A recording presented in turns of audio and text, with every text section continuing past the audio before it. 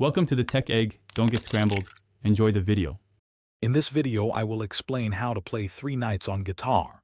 First, you'll want to place your capo on the 3rd fret of your instrument.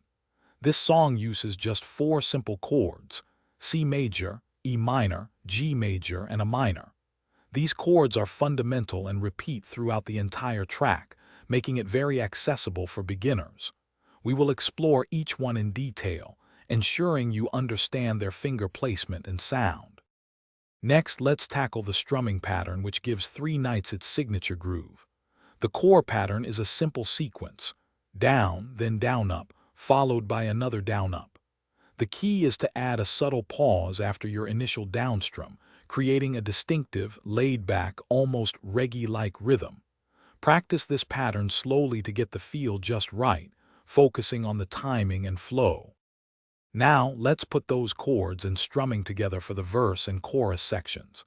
Both parts follow the same 4-chord progression: C major, E minor, G major, and a minor. You'll play one full strumming pattern for each chord before smoothly transitioning to the next. Focus on keeping your rhythm steady, and your chord changes clean to capture the song's infectious flow and energy. Finally, we arrive at the bridge and out row, which maintain the song's straightforward structure. You'll continue to use the same C, E minor, G, and a minor chord progression for the bridge. The out row simply repeats this familiar 4-chord sequence until the song fades out. Feel free to experiment with softer dynamics or a slight tempo change to make the ending uniquely yours, adding a personal touch. Thanks for watching. Consider subscribing if I helped unscramble your problems.